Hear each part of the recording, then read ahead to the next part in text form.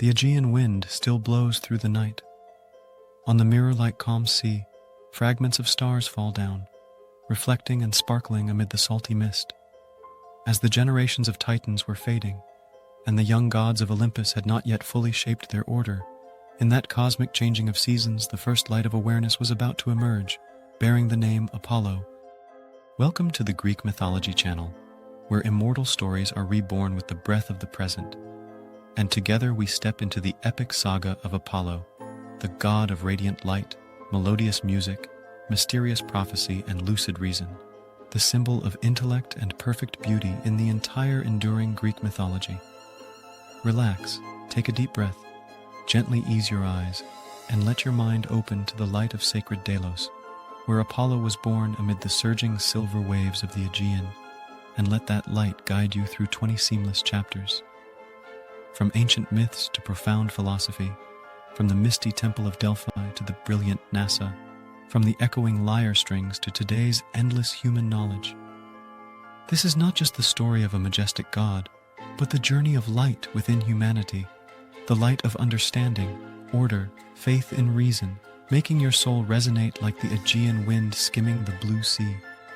Hit that subscribe button on the Greek Mythology channel to continue the epic series on the gods, where majestic Zeus, sharp Athena, fierce Poseidon, seductive Aphrodite, and countless other myths will come vividly alive with epic narration, cinematic visuals, and mystical music, taking you back to the era when gods still walked among mortals eternally.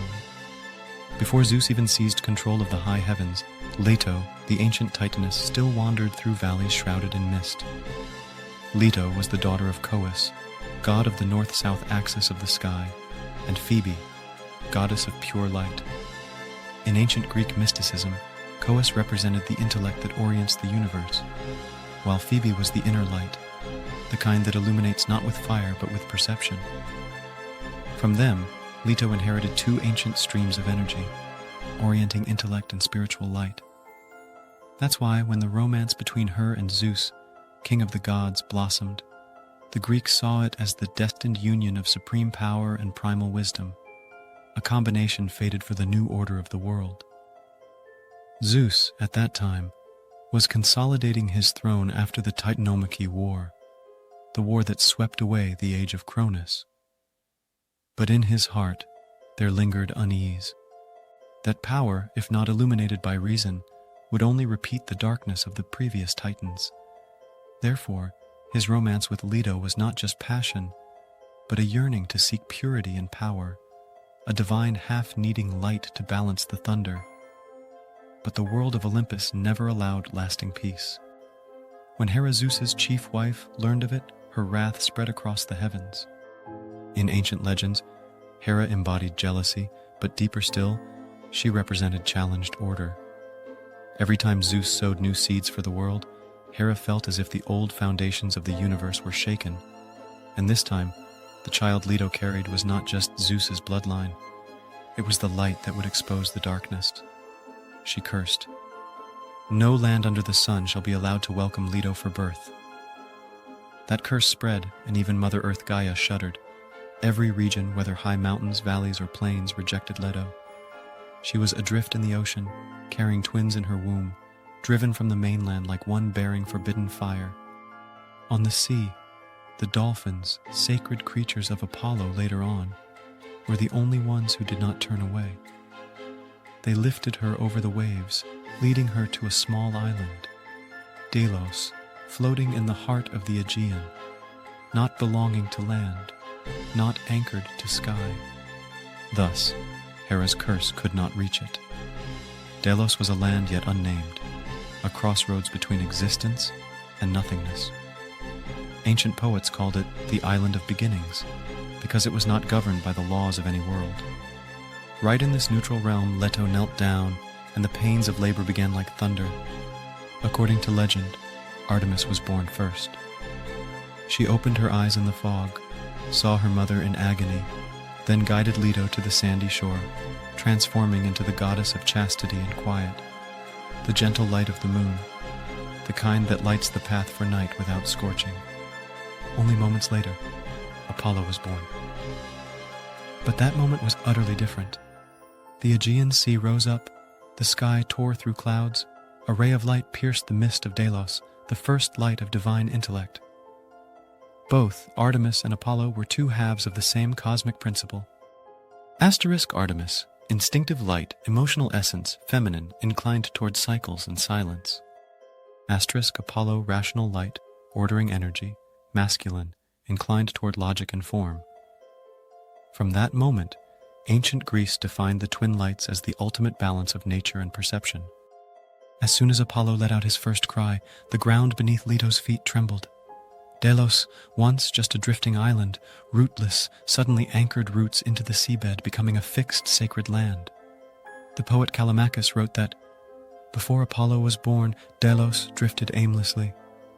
After Apollo cried out, the island stood firm like a pillar of the sky.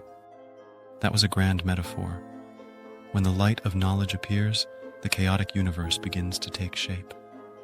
From then on, Delos became the sacred center of ancient Greece, where people pilgrimaged to honor the light, not physical light, but the light of awareness. The first temple to Apollo was built from white stone, facing east, welcoming the first ray of light each day. Later sages said that on that island, humans first distinguished the light of the sun from the light of the soul. In many ancient artistic depictions, the newborn Apollo was surrounded by goddesses, Themis, Dione, and the nymphs of Delos, bathed in the sacred waters of the Inopus spring, then wrapped in golden cloth. As soon as he touched the ground, the boy glowed like red-hot metal, not fire, but the brilliant radiance of awakening intellect. Poets called that moment Phaethon Minor, little sun, for a second celestial body had just been born, not in the sky, but in the heart of the mortal world. Legend tells that as soon as he stood up, Apollo declared, "The lyre and bow shall be my companions, one to heal, one to punish." That statement foretold his entire dual nature: light that both saves and burns, intellect that both enlightens and judges. 6. Hera and the unending wrath. In Olympus, Hera heard that Leto's child had been born, and heaven and earth still existed. Her wrath turned cold, no longer fiery, but transformed into the silence of deep enmity. From then on, every action of Apollo in his youth was watched by her. When he established his first temple, Hera sent Python, the serpent monster of the earth, to spy. When he practiced his bow, Hera sent poisonous winds to Delos, but each time, Apollo's light cleaved the darkness in two. Thus, in mythology, Hera never defeated Apollo, for jealousy cannot destroy knowledge, only challenge it. The story of Leto giving birth to twins is not just an anecdote about a pursued goddess. It is a philosophical metaphor for the birth of reason in a world once dominated by instinct. Hera, the old order, symbolizing possessiveness and ancient laws; Zeus, undefined power, inclined toward action; Leto, ancient wisdom, silent and tolerant; Apollo and Artemis, the result of that union, the pair of lights, harmony, awakening. In the Greek world, every beginning of knowledge was attributed to the image of the newborn Apollo. He was not just the child bearing light, he was the son of the dawn of reason. If Prometheus brought fire to humans, then Apollo brought them the meaning of that light knowledge, music, order, and prophecy. From Homer's time, the Greeks pilgrimaged to Delos as if seeking their own origins. Fleets crossed storms, carrying laurel wreaths, incense, and lyres, to sing the Delian Paean, humanity's first hymn to Apollo. O Phoebus, born from waves and mist, your light weaves the breath of the universe. People believed that just one glimpse of Apollo's temple on Delos at dawn would illuminate their own hearts. It was no coincidence that later, Delphi, Greece's greatest prophetic center, was chosen by Apollo as his second sanctuary. Delos was where he was born. Delphi was where he spoke. One side was light, the other was word. From the chaotic night of the Titans, through the forbidden romance between Zeus and Leto, to the first light piercing the sky of Delos, Apollo's mythology not only tells of a god's birth, but the beginning of Greek thought. The Greeks did not see Apollo as a creator, but as the embodiment of order unveiled. He was born not to create the world, but to illuminate the world that already existed. When the sun rises over Delos, reflecting on the pristine white temple, poets say that light does not belong to nature. It belongs to consciousness. In that very moment, the name Apollo first echoed across the heavens. Short, sharp, bright, like a spark piercing the dense atmosphere of ancient night. And from here, that light's journey would continue.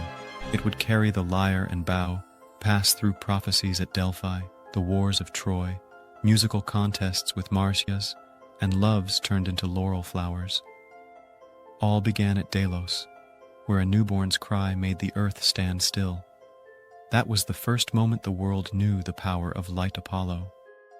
When the world first called Apollo's name, after the first gentle breeze skimmed the Aegean Sea, when Delos Island still trembled from Apollo's newborn cry, the world sank into profound silence. No human voices, no waves crashing, only the brilliant white light seeking its own form. Then, in the fragile moment between light and dark, the first name flashed like a soft lightning bolt. The ancient Greeks believed that Apollo was not bestowed by anyone, but the echo of light touching space, a pure, sharp sound, both warm and cold, resonating like a lyre's note in a cave. Apollon, the one who dispels darkness, the cleanser of chaos, the bringer of order to the world. In the Homeric hymn to Apollo, the poet whispers, "Hail to the radiant one, who cries out from the sea, bearer of the lyre and silver bow, your light pierces the hearts of mortals." From then, light had a name, and that name began to shape image, sound, and eternal power, spreading like the first breath of dawn. On the summit of Olympus, no god shone more brilliantly than Apollo. When he walked, the sun seemed to pause to admire itself, and the gods called him Phoebus, the radiant, the pure. Unlike Helios pulling his fiery chariot across the sky, Phoebus was not just physical light, but the ray of intellect, the light that makes humans recognize the breath of life, gentle yet profound.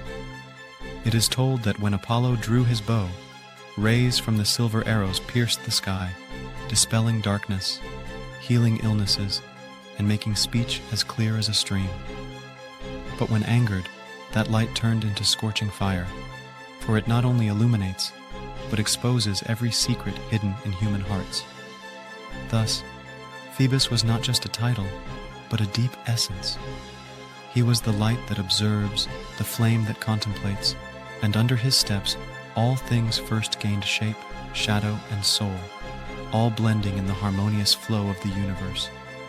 As a young lad, Apollo heard the giggling laughter from Hermes, the sly god of thieves, who had stolen his cattle, hidden them in a deep cave, then stretched 7 sinews over a tortoise shell, accidentally creating the world's first sound, melodious like a whispering wind.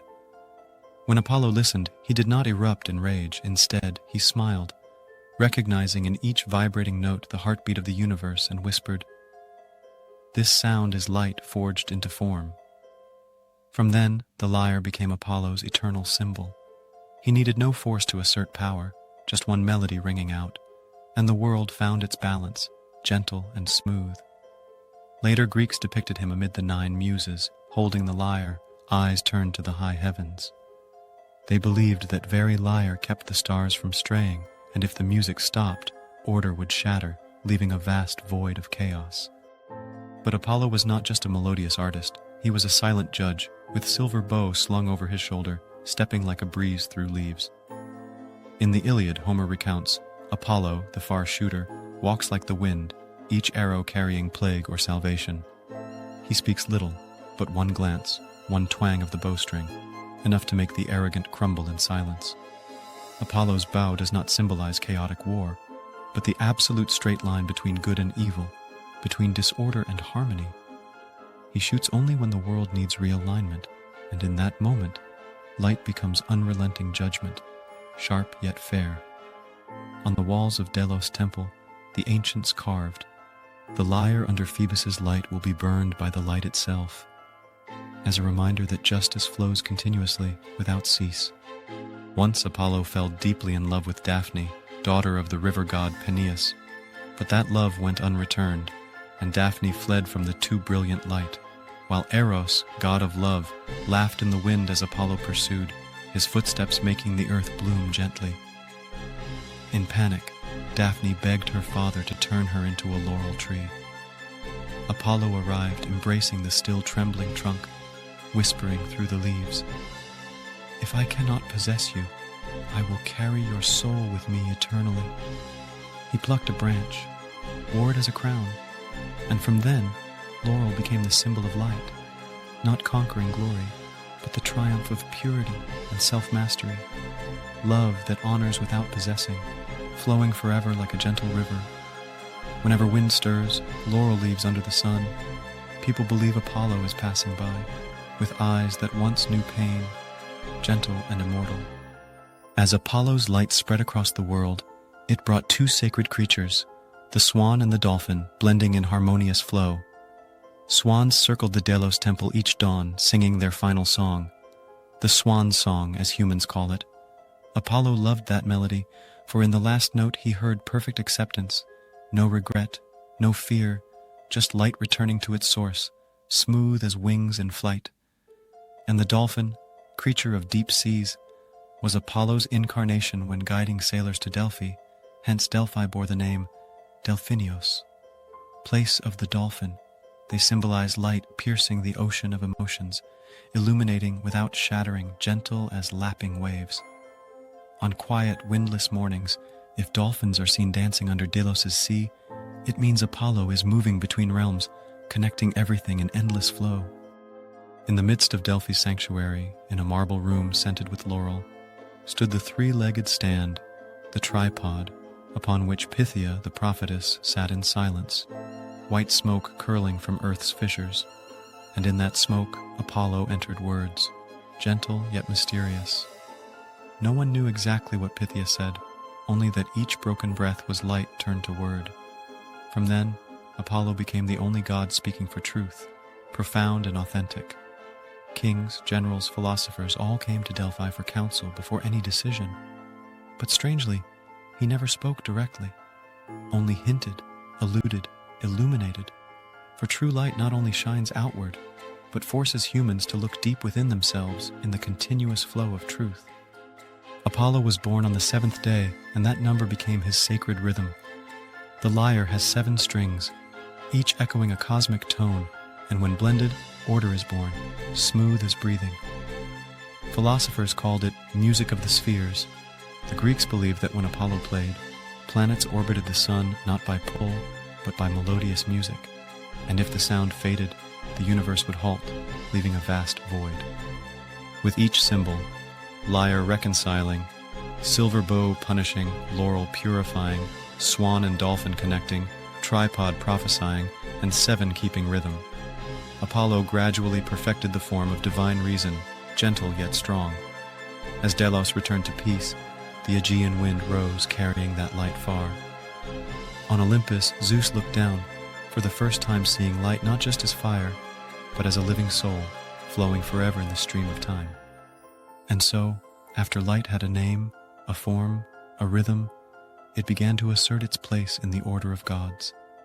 Apollo left Delos, carrying lyre and silver bow, stepping up to Olympus' summit, where the gods gathered about the world. They fell silent as he passed, for in those eyes they saw themselves illuminated. Light no longer just existed, it had begun to lead, smooth and endless. When light not only illuminates but also shapes the order of the gods, becoming the bridge between the immortal throne and mortal souls in the harmonious flow of the ancient Greek universe.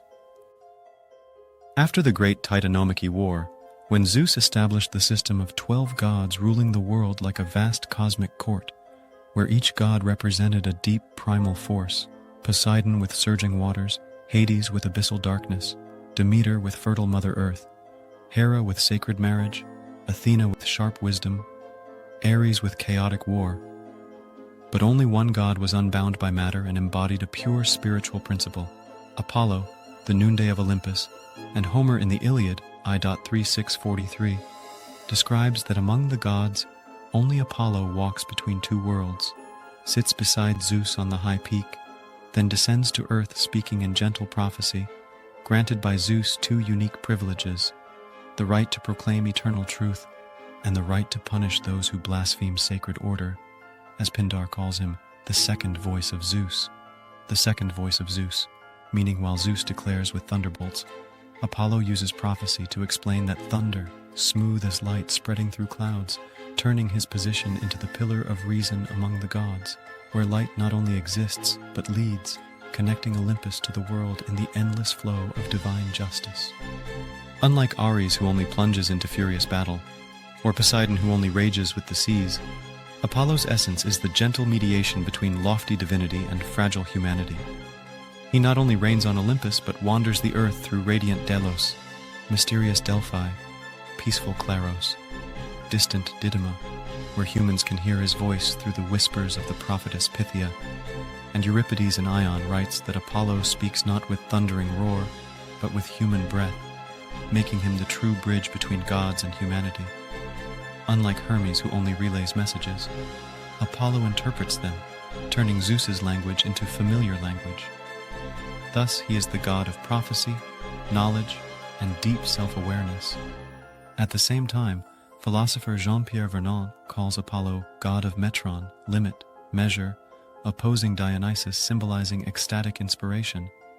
The two gods like yin-yang poles of the same Greek spiritual axis, where Dionysus expands emotional boundaries in frenzy, while Apollo rebuilds rational boundaries in sobriety, and when the two poles meet, humans achieve the wholeness of soul, sophrosine, the highest ethical ideal, flowing smooth as a river from Olympus to earth, teaching that his position is the eternal balance between heaven and land. At sacred Delphi, the Greeks not only worshipped Apollo, but dedicated winter to Dionysus, as ancient inscriptions, FD 3rd 263, confirm that for 6 months of brilliant light, Delphi belongs to Apollo, while 6 months of cold darkness belong to Dionysus. And archaeologists found traces of a double altar with 2 levels, the upper carved with sunlit laurel, the lower with moonlit ivy, reflecting the profound philosophy that without Apollo, reason becomes dry indifference. Without Dionysus, emotion becomes meaningless chaos, as Friedrich Nietzsche in The Birth of Tragedy, 1872, calls this the dual forces forming the Greek soul, Apollo as the dream of lucid form, Dionysus as the intoxication-breaking form, one building harmonious shape, the other shattering to recreate. And Greek art exists between those two waves, smooth as the breath of the universe, making Apollo not just a god but a symbol of awakening, the center of balance between reason and instinct, which the Greeks saw as the supreme condition for being human, in the lyrical flow of immortal mythology. If Delos is where Apollo was born in primal light, then Delphi is where he speaks through mysterious prophecy. The Greeks called him Apollo Pythios, after he slew the giant serpent, python monster of Mother Earth, Gaia, guardian of chaotic oracles from the deep Parnassus cave. And according to the hymn to Pythian Apollo, upon maturity, Apollo wandered Greece seeking a temple site, heard the hiss from the cave, then shot 3 silver arrows through toxic mist, killing the beast whose body rotted, turning Pytho rotting into Delphi from Delphinio's dolphin, marking the daylight triumphed over primal darkness, not just victory, but transformation from earthly chaos to rational order. And the Delphi temple became the greatest prophetic center of the ancient world, where priestess Pythia, virgin, seated on golden tripod, inhaling smoke from rock fissures containing ethylene gas, spoke prophecies deemed Apollo's voice, as Herodotus I.46 recounts that no king started war without asking Delphi, for Apollo is god of cause and effect, not granting luck but reflecting consequences, and 20th century archaeology confirms hydrocarbon-emitting cracks under the temple foundation, creating trance states, proving legend has real physical basis, smooth as curling white smoke, turning his position into the voice of truth, illuminating human souls through the flow of time. If Zeus is the mighty cosmic will, then Apollo is its gentle intellect. Zeus is thundering action. Apollo is lucid thought, as Orphic texts, 6th century BCE, write that Zeus is father. Apollo is the father's memory. They do not oppose but are 2 phases of the same immortal divine energy, Zeus decides, Apollo interprets, Zeus decrees. Apollo makes humans understand the decree through language, music, and prophecy, and Plato and Cratylus once said that Apollo is Apollon, the one who cleanses souls to fit the good, meaning while Zeus is absolute power, Apollo is inner morality, light helping humans self-adjust to cosmic order, flowing seamlessly as thunder blends with dawn, making his position the mirror reflecting Zeus's soul in the sacred harmony of Olympus. Not only in mystical religion, Apollo was also protector of civic rationality, logos in ancient Greek society. City-states like Sparta, Athens, Corinth all worshipped him as keeper of laws and sacred justice. In Sparta, he was Apollo Karneos, linked to the military festival Carneia, training order and discipline. In Athens, Apollo Petrus, ancestral god, symbolizing legitimate lineage and loyalty to the polis. In Corinth, Apollo Hylates, god of forests and purity, protecting natural humanity. And in Greek political language, Theos Nomos, sacred law, always illuminated by Apollo. Even Socrates in Apology says he began his philosophical path because of Apollo's oracle at Delphi that no one is wiser than Socrates, from which Greek philosophy was born from his voice rather than dry books, smooth as the flow from temple to public square, turning Apollo's position into the foundation for social ethics, where light guides humans from personal chaos to eternal community order. No god was sculpted as much as Apollo in classical Greek art. He was depicted as youthful, balanced, idealized to absolute perfection, like the Apollo Belvedere, Roman 2nd century CE, copy of a Greek original from the 4th century BCE, which the anthropologist Winckelmann called the pinnacle of the human form, no longer flesh, but idea incarnate. Apollo in sculpture is the model of kalokagathia, the harmony between beauty, kalos, and morality, agathos, the supreme standard of ancient Greece. On the column of the Delphi temple, the relief carved him holding a lyre, head crowned with laurel, eyes gazing far, a centered pose, neither tilted nor angry nor intoxicated. That is the pose of divine reason, allowing humans to see the world without being swallowed by it. Lyrical like light skimming marble, turning his position into the symbol of immortal beauty. In the artistic flow from Olympus down to the human soul. On the gate of the Delphi temple were carved two famous sayings that became the central philosophy of Greek culture. Nothi sauton, know thyself, and maiden agan, nothing in excess, both maxims of Apollo. Know thyself, because only in his light do humans see their deepest essence. Nothing in excess, because that light teaches that every excess leads to destruction. And in philosophy, these two became the pillars of Greek ethics, developed by Socrates, Plato, Aristotle, into self-knowledge, moderation, balance, making Apollo the first god to lead humans to philosophy. Smooth as wind stirring laurel leaves, turning his position into the bridge from divinity to soul, where light not only illuminates but awakens, guiding humanity through the mystical flow of truth. On the cosmic level, Apollo balances light and darkness like Helios, with Dionysus through the sun of reason. On Olympus, he is Zeus's voice, maintaining harmony among the gods with silver bow and lyre. In the mortal world, he is the god of prophecy, ethics, art, knowledge through Delphi's Pythia. In the spiritual realm, the symbol of self-knowledge, moderation, purification through know thyself. In politics and society, protector of laws, order, citizenship like Apollo Petrus, Karneos. Apollo is not a god of strength, but of balance, not ruling by thunder, but by the light of understanding, gentle yet profound, like the number 7 rhythmic in the universe, making his position the core of the Greek pantheon, in the endless flow from Olympus down to the world. From here, Apollo has positioned himself in the Olympus order as the pillar of cosmic intellect, not just Zeus's son, but the mirror reflecting Zeus's soul.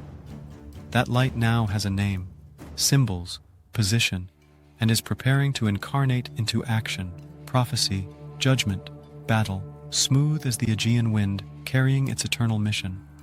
When light leaves the throne, holding gleaming silver bow and melodious lyre, facing primal darkness, mortal arrogance and instinctual challenges, redefining divine justice in the endless flow of cosmic order, from Olympus down to the mystical world. After affirming his position on Olympus's summit as Zeus's second voice, Apollo did not sit idle on the radiant throne, but left the vast white cloud palace, carrying sharp silver bow and gentle lyre, stepping down to the world where light must face deep chaos, ancient darkness, and challenges from Mother Earth Gaia, from arrogant humans, from wild instinct itself. For his mission is not to rule with blind power, but to illuminate and gently realign, turning each battle into a lyrical lesson on limits, measure, and sacred harmony, like the Aegean wind carrying the breath of the sea spreading across ancient Greece, marking the journey from lofty divinity down to fragile humanity, where light becomes living justice, immortal, flowing smooth through mystical time and space. From the first radiant days of maturity, Apollo heard the gruesome hiss from the deep Parnassus cave, where the giant serpent python creature of Mother Earth Gaia, ancient monster with black gleaming scales and venom, swirling like mystical mist-guarded chaotic oracles from primal times. And in the hymn to Pythian Apollo, the poet recounts that he drew his silver bow, shot 3 flashing arrows through thick darkness, killing the monster whose body rotted at the sacred mountain's foot, turning Pytho into radiant Delphi. Not just light's victory over primal darkness, but a gentle transformation from earthly chaos to lucid rational order. As modern archaeologists like Walter Burkert note, that this battle symbolizes the transition from pre-Greek religion to Olympic civilization, where Apollo does not destroy brutally but purifies purely, leaving a legacy of the temple where white smoke curls smooth and light enters profound prophecy, teaching humans that divine justice always begins by dispelling inner soul darkness in the harmonious flow of the endless universe.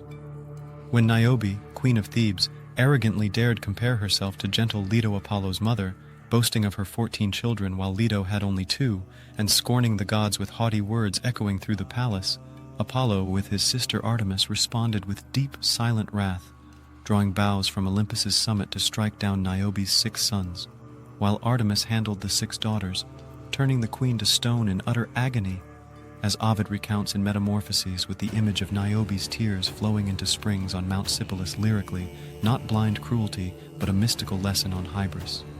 Arrogance exceeding sacred limits, for Apollo teaches that divine justice does not forgive challengers of order but exposes excess consequences, turning tragedy into a reminder smooth as a stream flowing from cold stone. And scholars like Jean-Pierre Vernant emphasize that this story reinforces the principle of Metron, where light not only illuminates but punishes to restore gentle balance, making humans know fear and reverence in the endless flow of fate. In the mystical, deep Phrygian forest, Marsyas, sly woodland god with the double flute aulos discarded by Athena, dared challenge Apollo in a melodious music contest, playing wild, intoxicating melodies, making the mountains tremble like fierce wind. But Apollo with gentle lyre played balanced, harmonious notes echoing. And when Marsyas lost, he hung him upside down on an ancient pine, flaying him alive as sharp punishment, not for crude jealousy, but because Marsyas represented excess of chaotic instinct, as Hesiod and Pindar recount, with the image of Marsyas's skin dangling in the whispering wind, turning into a lyrical warning symbol. And Nietzsche, later in The Birth of Tragedy, sees here the conflict between Apollonian, lucid formal reason, and Dionysian, chaotic intoxication breaking, where Apollo does not destroy music but purifies it purely, teaching that divine justice is smooth realignment between emotion and order, like lyre tones echoing through caves, making his mission an immortal song on limits, where light triumphs not by violence, but by pure beauty spreading. Apollo not only brings cold death but grants warm life, as in the Iliad when he sends plague down on the Achaean army because Agamemnon offended his priest, silver arrows carrying swirling deadly breath. But then he himself heals when pleas rise gently, for he is Paeon's sacred healing god, father of Asclepius, the mystical medicine god. And in temples like the Asclepion at Epidaurus, Greeks recount that Apollo taught his son to use light to illuminate deep illness, turning mission into smooth flow between punishment and forgiveness, as Pausanias records reliefs carving Apollo holding bow and gleaming herbs, symbolizing divine justice not as destruction, but harmonious balance, where plague reminds of mortal sins and healing teaches of immortal grace, lyrical like dawn, dispelling abyssal night, making him the only God who both kills and saves, both judges and illuminates souls in the mystical flow of life. In the echoing legendary Trojan War, Apollo stood with steadfast Troy, protecting Hector and Paris with his radiant light, drawing bow to fell Achilles at the fragile heel, not for blind favoritism, but to maintain sacred causal order, as Homer describes in the Iliad with the image of him stepping like whispering wind, shielding Troy from raging chaos. And when Paris struck Achilles, that was divine justice responding to the hybris of arrogant Greek heroes. For Apollo teaches that no one is immortal before eternal limits, smooth as an arrow flying through mystical space. And scholars like Carl Karenyi note that this role affirms his mission as keeper of harmony between opposing factions, turning war into a lyrical stage of ethical lessons, where light chooses no side but illuminates profound consequences, guiding souls from warlike chaos to peaceful order. Through heroes like Orestes in Aeschylus's mystical Oresteia, Apollo guides escape from the vicious cycle of bloody vengeance with lucid reason and fair court, turning mission into gentle bridge between lofty divinity and fragile humanity, where he commands Orestes to kill Mother Clytemnestra for avenging father, but then protects him from furies with light of fresh justice. And in Eumenides, he establishes the Areopagus Athens' first radiant court teaching that divine justice evolves from chaotic blood to smooth reasoning, lyrical like flow from vengeful darkness to equitable dawn judgment. As Plato praises later in Cratylus that Apollo is the cleanser of souls with profound knowledge, making his mission the foundation for immortal Greek ethics, where light not only battles but guides gently, connecting humans to sacred order in the endless flow of fate. From slaying Tityos, the giant who dared offend gentle Leto, shot down by Apollo and hurled into abyssal Tartarus, to confronting Cyclopes or Gigantes in the great Gigantomachy, Apollo always stands with mighty Zeus, using silver bow to protect sacred Olympic order. Not with crude strength, but with light's sharp precision, as Euripides recounts and plays with images of him soaring like pristine white swan, piercing swirling darkness, and archaeological records from Zeus's temple at Olympia show reliefs carving Apollo amid chaotic war, symbolizing endless mission smooth as cosmic breath, teaching that divine justice is continuous gentle balance, where each battle is evolution from primal chaos to immortal harmony, making him the god not only of victory, but profound wisdom spreading. With each battle, from Python symbolizing primal darkness, Niobe mortal arrogance, Marsyas instinctual excess, to Roland Trojan and guiding immortal heroes, Apollo defines justice not as blind revenge, but light illuminating profound consequences, smooth realignment of limits, gentle soul purification, like the number 7 rhythmic and melodious lyre, and modern scholars like Burkert see here the core of Greek mythology. Apollo is the god teaching humans to live with sacred metron, turning mission into flow from Olympus down to mystical humanity, where light becomes living immortal justice, connecting everything in cosmic harmony, lyrical yet sharp, guiding souls through vast time. And so, after mystical battles and missions, Apollo's light no longer just sharp judgment, but becomes gentle inspiration, spreading through melodious music, endless poetry, and radiant art. Apollo leaves chaotic battlefield, holding lyre returning smooth, stepping into the world of sacred muses, where he guides human souls to immortal beauty. That light now has name, symbols, position, mission, and is preparing to incarnate into sacred spreading inspiration. When light becomes melodious poetry, endless music, and immortal beauty, guiding 9 sacred muses and redefining the Greek soul through mystical art, where reason blends with emotion in the harmonious flow of the ancient universe. After battles and judging missions, Apollo did not return to Olympus to rest in silence, but stepped into radiant sacred garden Helicon, where 9 muses, goddesses of immortal art and memory, whispered by the crystal-clear Hippocrene spring, and Hesiod in Theogony recounts that Apollo became Musagetes, leader of the muses, holding melodious lyre guiding them from Parnassus' summit down to the world, turning his light not just sharp justice, but gentle inspiration, where each note, each verse, each stroke becomes how humans touch divinity, like Aegean wind carrying sea breath spreading across ancient Greece, marking journey from cold judgment to warm beauty, making art not entertainment but mystical bridge between mortal soul and immortal cosmic order, flowing smooth through time like stream from high mountain. With immortal lyre gifted by Hermes and giggling laughter, Apollo becomes god of sacred music, where each string echoes the sphere's breath, and Homer, in Homeric hymn to Apollo, describes him playing amid 9 muses on Olympus' summit, making gods fall silent listening. For Apollo's music is not just melodious tune but language of harmonious order, balancing lucid reason and intoxicating emotion, as Pindar praises in Pythian odes that his lyre heals souls, turning pain into immortal beauty. And scholars like Carl Karenyi note that Apollo represents Apollonian form in music structure, rhythm, limits, opposing Dionysian chaos, where Greek art music from epic odes to rustic songs all originate from his lyre. Smooth as notes spreading through space, teaching humans that artistic inspiration is light illuminating instinct, turning emotional chaos into pure beauty spreading through generations. As god of mystical prophecy, Apollo turned speech into immortal poetry, guiding poets like Homer and Hesiod through Muse's whispers. And in Iliad, Homer invokes Muse under Apollo's guidance to tell echoing Trojan story. For his poetry is not fantasy, but truth incarnate in lyrical rhythm.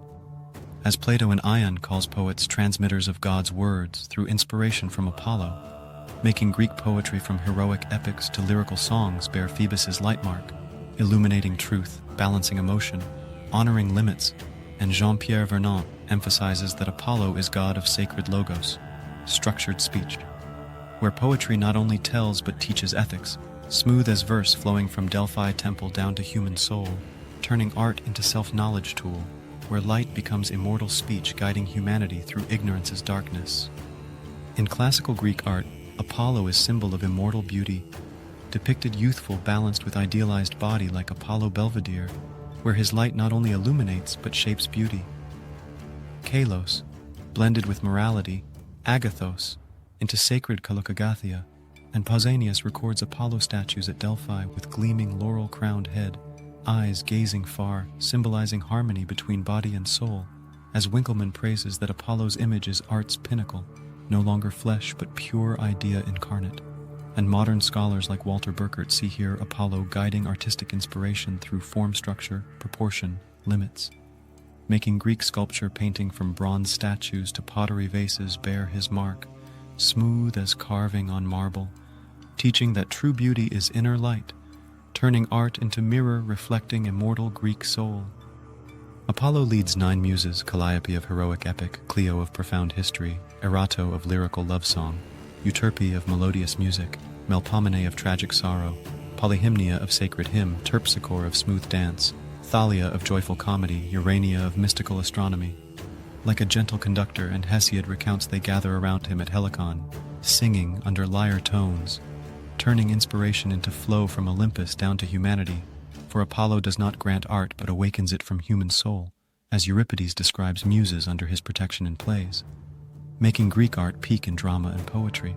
And Vernant emphasizes that Apollo is center of balance, between reason and inspiration, where muses exist not without guiding light, lyrical like dance around sacred spring, turning inspiration into bridge between divinity and mortal creation.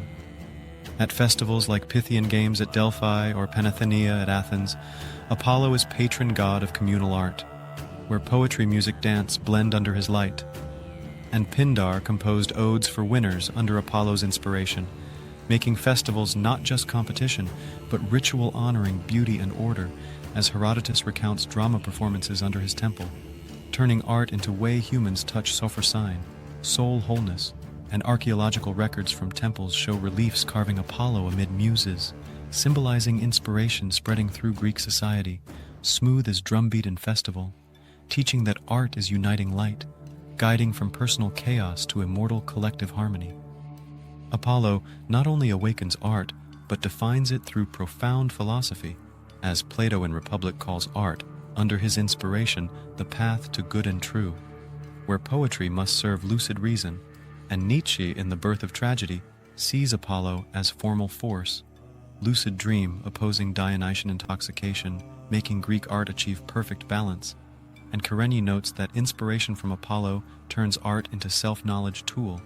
Know thyself through beauty, making Greek philosophers from Socrates to Aristotle see art as light illuminating soul, lyrical like philosophy echoing through caves, turning inspiration into foundation for immortal ethics and perception. Even in late Greek and Roman art, Apollo continues guiding inspiration through statues and wall paintings, like Apollo Cytheroides holding lyre in Pompeii, symbolizing immortal beauty spreading through empire, and Ovid in Metamorphoses recounts stories of him as inspiration for transformative poetry, making art way humans transcend mortal limits. And modern scholars like Burckert see this legacy in later European art, where Apollo is symbol of classical beauty, smooth as brush on parchment, teaching that inspiration from his light is immortal, connecting past to contemporary soul in mystical flow. With rhythmic music, lyrical poetry, harmonious beauty, guiding sacred muses, communal festivals, perceptive philosophy, and immortal legacy, Apollo defines art not as fantasy but light illuminating Greek soul, balancing reason and inspiration, like number 7 in Melodious Lyre, and scholars like Vernant see here Greek culture's core. Apollo is God turning art into bridge to cosmic order, gentle yet profound, making inspiration flow from Olympus down to humanity, where light redefines immortal beauty, guiding souls through vast time. And so, after mystical artistic inspiration, Apollo's light no longer limited to ancient Greece but spreads through time, influencing world culture. Apollo leaves Muse's garden carrying lyre and laurel, stepping into modern legacy where he shapes science, philosophy, and human faith. That light now has name, symbols, position, mission, inspiration, and is preparing to incarnate into immortal legacy. When light transcends time, reshaping modern science, philosophy, and culture through the immortal lens of Greek mythology. When light knows to speak in words of fate, whispering through white stone and mountain wind, turning Delphi into the heart of ancient Greek soul, where eternity touches mortality in the sacred endless flow. Between the overlapping mystical Parnassus range, there is a valley always scented with gentle laurel and echoing wind blowing through gleaming white stone. The Greeks called it Delphi, heart of the world, Omphalos, the navel of sacred Mother Earth. From afar, the temple seems suspended between abyssal misty rocks and radiant golden sun, marble reflecting light like crystal clear spring water, making pilgrims imagine stepping into the fragile boundary between reality and immortal dream. People whisper that when Apollo came here after slaying monster Python, he breathed first breath on the ground, turning dark cave into mystical prophetic temple, where once toxic mist spread, now sweet laurel fragrance wafts, and where gruesome hisses echoed, now profound God's tones resound. Delphi is not just a temple, but the world's axis, where all paths of spirituality, art, politics meet in one immortal bright point, Apollo Pythios, the prophetic one of light, making the world fall silent, holding breath to listen to whispers from eternity, flowing smooth like mountain wind through sacred cave. Inside the main hall, where light slips through rock crevices like gentle golden silk strands, sits a woman in pure white attire, head wrapped in gleaming laurel wreath, eyes closed shut, breath-light hands placed on shining golden tripod. That is Pythia, the priestess of Apollo, mystical medium between fragile humans and immortal God. Each sacred prophetic day she drinks crystal clear Castalia spring water, chews fresh green laurel leaves, then sits on the geological fissure under the sanctuary, where ethylene gas rises misty. When inhaling deeply, her body trembles lightly. Voice breaks into sounds not belonging to humanity. That is the state of enthusiasmos, meaning God within, from entheos, having God inside, profound. In trance, Pythia no longer speaks her own will, but Apollo's immortal intent. Each breath, each tremor, each disjointed phrase recorded by male priests, then turned into God's oracle, Theologos sacred. People whisper that Pythia's voice is like wind blowing through hollow stone, both distant and echoing endlessly, making when she speaks the world holds breath, listening to eternal words spreading through sacred space. God possession, in ancient Greek thought, is not losing mind in chaos, but being gently illuminated from within. When Apollo enters Pythia's soul, he does not destroy consciousness, but elevates it to pure immortal state. Plutarch Delphi, priest of the 1st century, records that Pythia does not lose herself, but God makes her see broader than humanity's fragile scope. This state is the essence of all profound creation, from melodious music, immortal poetry, to mystical philosophy.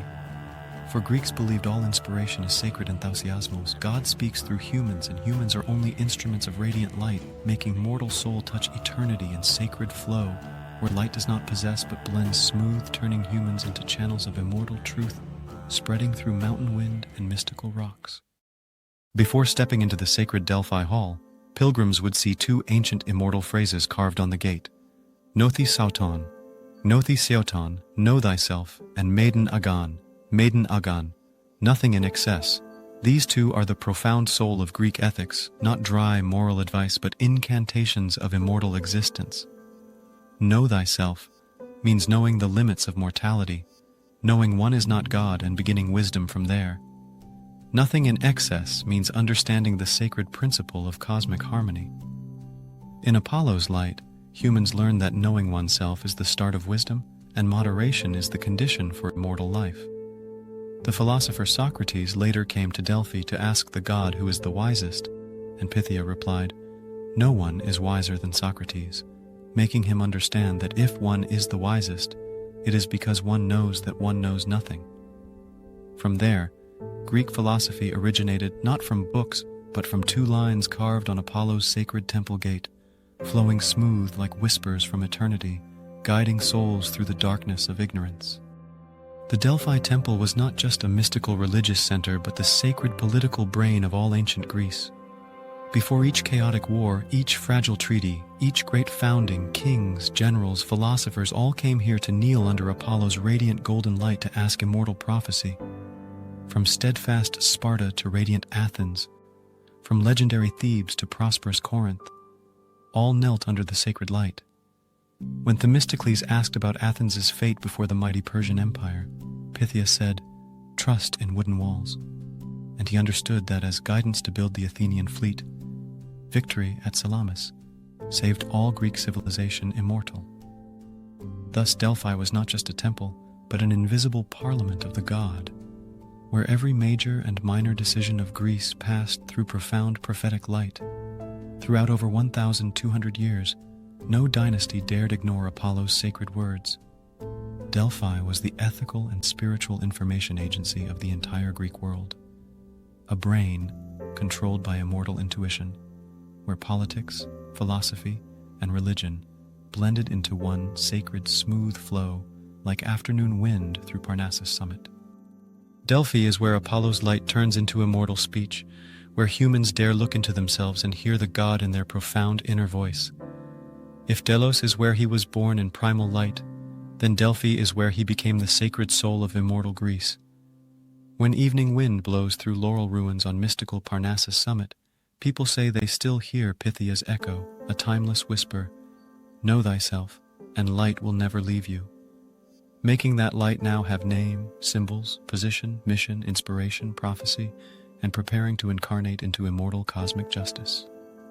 When light both saves and destroys, spreading through darkness and dawn, carrying the glorious, silent breath of the ancient Greek universe, where life and death blend in the immortal flow of divinity.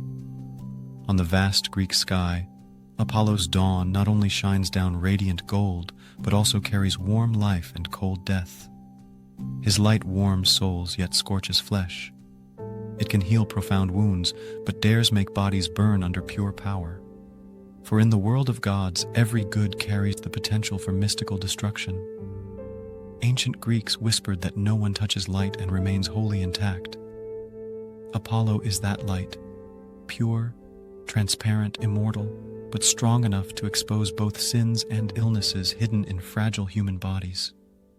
He is both the gentle physician of the world and the punisher with sharp gaze, making light's breath a flow between glory and silence, where life sprouts from darkness and death becomes part of sacred harmony spreading through mystical space.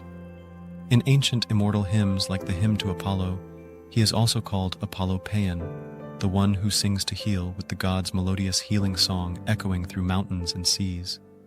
Greeks believed his music could reorder harmonious balance in fragile human blood and flesh. Whenever plague spread swirling, people erected altars, burned fresh green laurel, and sang aloud, Ipean I Apollo.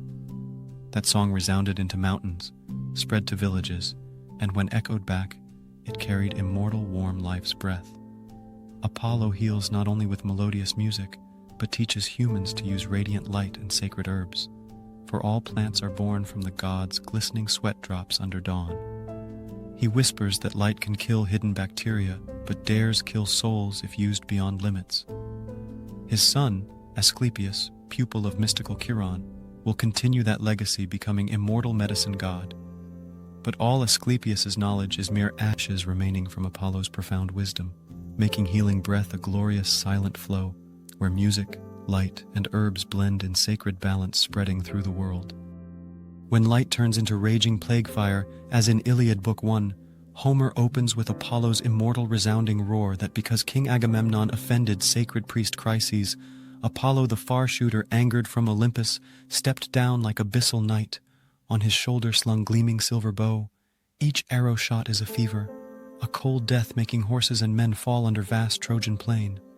Cremation smoke rose like swirling gray mist in 12 days. Apollo's light no longer illuminated gently but scorched cruelly, each wind a god's judging breath. When Agamemnon knelt, Chryses prayed, "O Apollo, please withdraw your arrows from our blood and flesh." Only when that plea resounded did the god lower bow, and light become peaceful warm again. Greeks understood that even plague is mystical divine language, a lyrical warning for arrogant ones daring oppose immortal cosmic order, making punishing face a flow between darkness and dawn, where plague fire teaches humans fear and reverence in glorious silence. In mystical Greek spirituality, every divine energy has two symmetrical faces, gentle blessing and sharp punishment, bright and dark, heal and destroy. Apollo is the perfect embodiment of sacred cosmic symmetry. When the world needs salvation, his light shines gentle like melodious lyre, but when the world falls into chaos, that light becomes scorching fire raging. That is the Pianic principle of absolute immortal balance. Light knows no hate but also no mercy. It only knows to reflect profound truth. Greeks worshipped Apollo not from fear but because they understood true power is not in crude destruction, but in gentle healing. But to be healed, humans must be naked, fragile before radiant light, making two faces of the same entity, a glorious silent flow. Where Greek theology teaches that light is immortal entity, blending darkness and dawn in sacred harmony, spreading through human souls. Plutarch wrote that when Apollo shoots arrows, he does not kill but cuts away the world's profound illness. In this mystical view, disease, suffering, and affliction are not blind punishment, but gentle purification. Apollo does not create pain, but forces it to reveal so life can be reborn immortal. Just as light exposes wounds to heal them, the god forces humanity to see their own fragile root. Greek philosophy therefrom draws immortal lesson: no healing without pain, no light without abyssal darkness. Apollo thus is symbol of ethical medicine and sacred enlightenment, the one making humans understand that suffering is part of cosmic harmony, making principle of illness and cure an endless cycle in glorious silent flow, where philosophy teaches mortal soul to touch eternity through blended light and darkness smooth. In melodious music he brings endless joy, in chaotic war he brings raging plague, in radiant light he heals gentle, and in raging fury he teaches humans to fear sacred God. Apollopian. Light, both blinding and compassionate immortal, remains the central figure of ancient Greek civilization. Light that knows to heal and knows to scorch makes his breath a mystical flow from Olympus down to the world. And so that light now has name, symbols, position, mission, inspiration, prophecy, healing, preparing to incarnate into immortal justice judging humans. When light learns to love and lose, in the tragic flow of forest wind, laurel scent, red blood, falling petals, and misty mystical smoke, where love turns into loss, then transforms into immortal symbol of divine soul. Love of gods is not like fragile human love. Humans love to find each other in life's darkness, while gods love to see their own profound entity reflected through another. Apollo, lord of radiant light and harmonious order, also does not escape that sacred rule. He loves with absolute pure immortal, but in that love always hides a sharp fateful arrow. The purer the light, the deeper the pain. His love, like glorious sun, both grants warm life and scorches cruel. And in 3 tragic stories, Daphne, Hyacinthus, Coronis, we see a silent, smooth, tragic chain. Each time Apollo touches love, a flower blooms on deep red blood, turning loss into philosophical symbol of love, not possessing but transforming, not eternal but immortal through forest wind and misty smoke spreading through mystical time. That day, Eros, god of love, drew golden bow playfully in whispering wind. Apollo, proud for shooting monster python, laughed aloud and said, "Bow is for great gods, not child's play." Eros smiled, and from that jest, tragic began glorious. He shot golden arrow into radiant Apollo's heart and lead arrow into Daphne, nymph of fresh green forest. Immediately light in God's heart burst like scorching fire. Apollo infatuated with Daphne, bearer of gentle wind breath, hair like dense forest, steps like moonlight on soft grass. He called her, chased, coaxed with lyrical whispering voice, but Daphne only feared, panicked, because lead arrow made her hate love profound. When Apollo nearly touched her in blinding light, she begged her father, swirling river god Peneus, and in that moment flesh turned to hard bark, hair to green leaves, breath to sweet laurel scent. Apollo knelt embracing still trembling trunk, heard his heart beat in rough wood.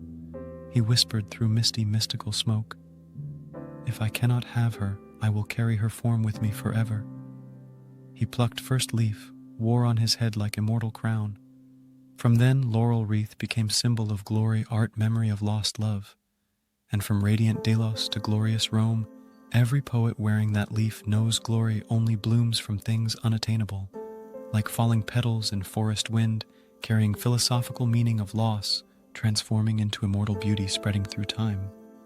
After Daphne's tragic spring is Hyacinthus's radiant summer.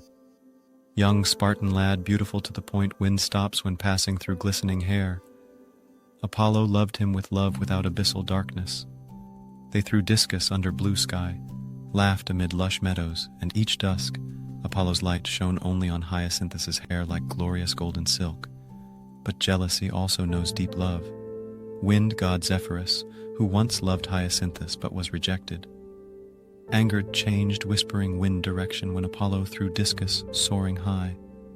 The discus soared back in brief flash, cleaving lad's forehead, deep red blood. Apollo embraced him, light in his eyes extinguished like spreading misty smoke. He collapsed, whispering, "Death came by my hand, but I will make you live in light forever immortal." From that blood grew purple hyacinth flower, petals thin like deep wound, and on petals carved AI cry of lament in ancient Greek echoing. From then, each time wind blows through meadows, the flower tilts lightly like bowing before God's tragic regret. Apollo turned pain into symbolic flower to remind true love does not lose. It only changes form smooth, like falling petals in dusk, carrying symbolic meaning of love stolen away but immortal through wind and misty mystical smoke.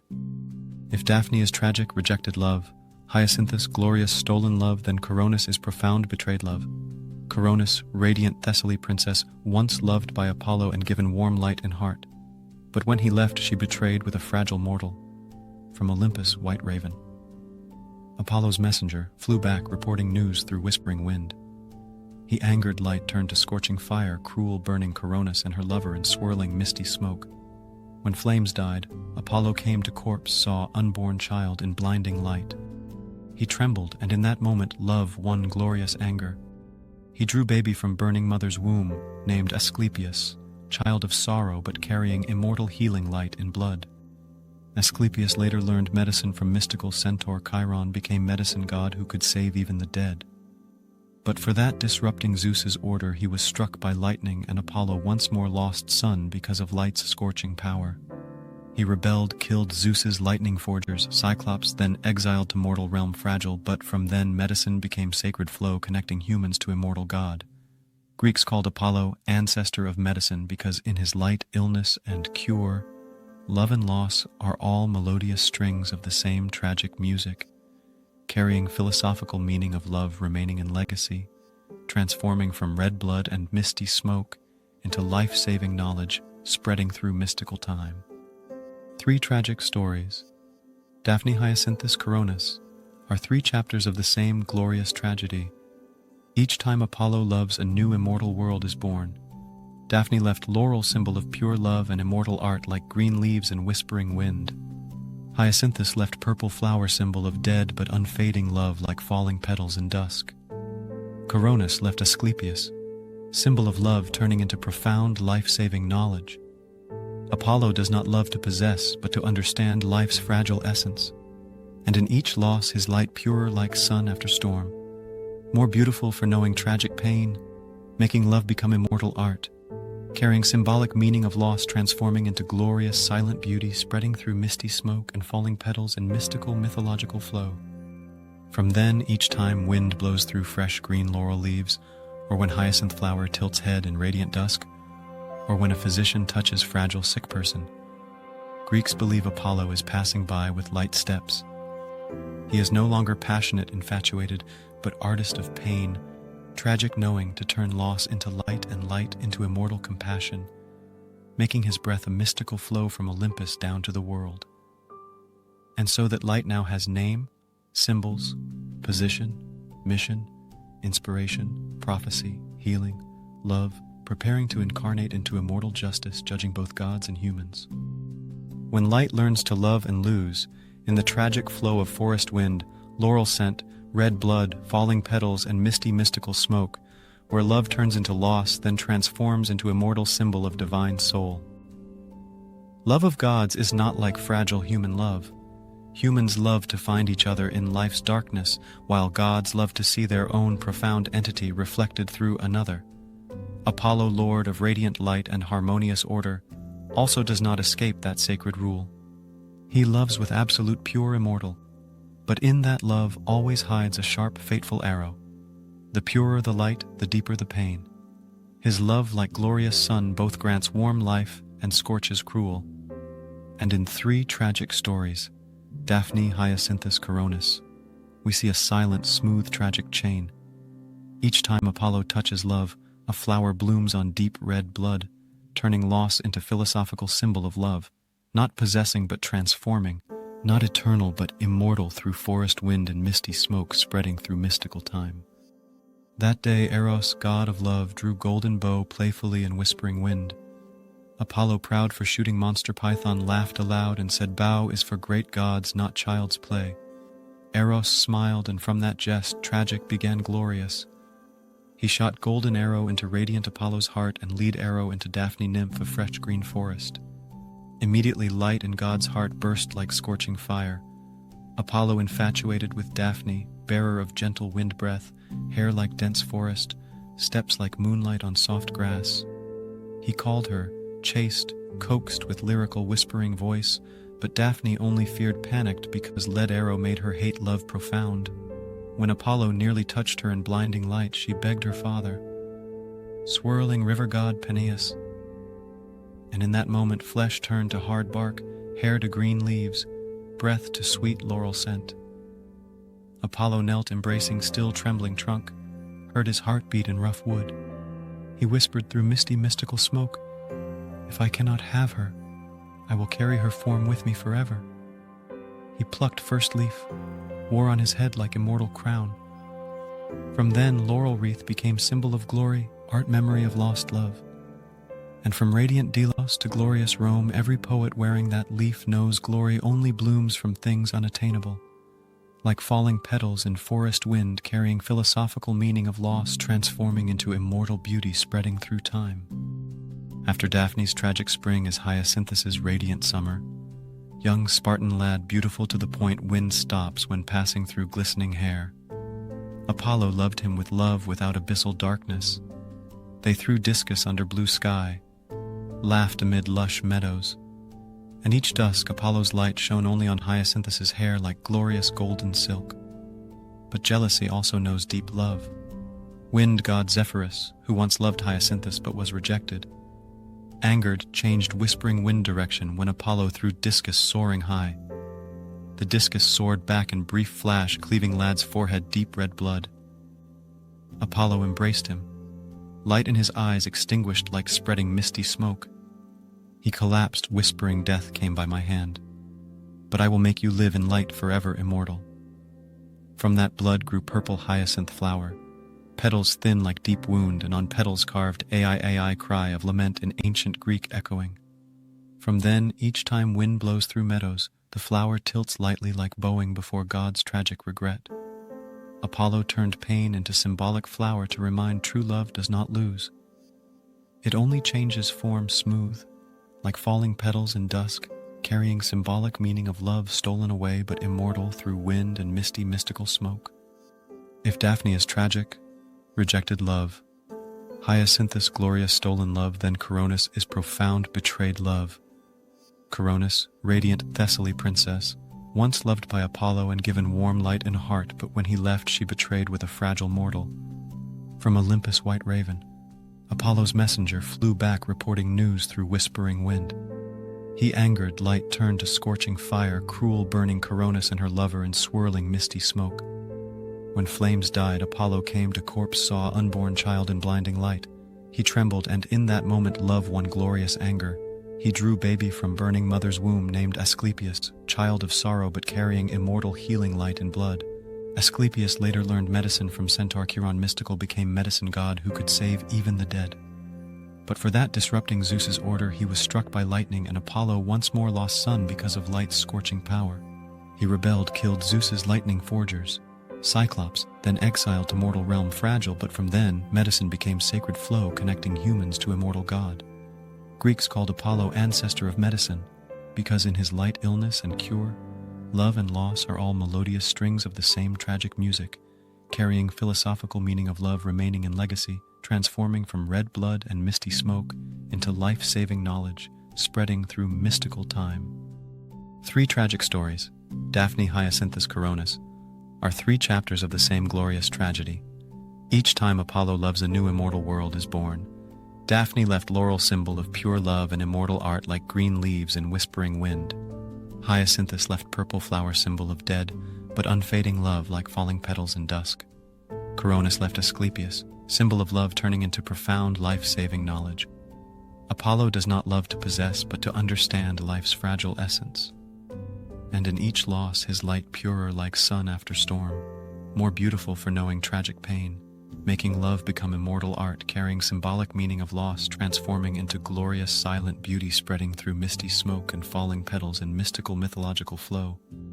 From then, each time wind blows through fresh green laurel leaves, or when hyacinth flower tilts head in radiant dusk, or when a physician touches fragile sick person, Greeks believe Apollo is passing by with light steps.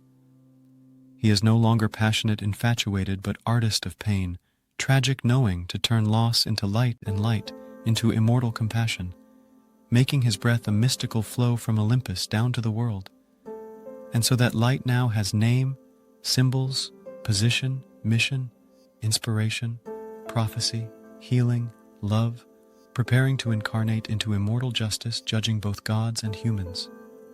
When light leaves the temple to step into human soul, spreading through wind of intellect and inner darkness, turning mythology into immortal symbol of mystical thought, where religion, philosophy, and art blend in the glorious silent flow of ancient Greece.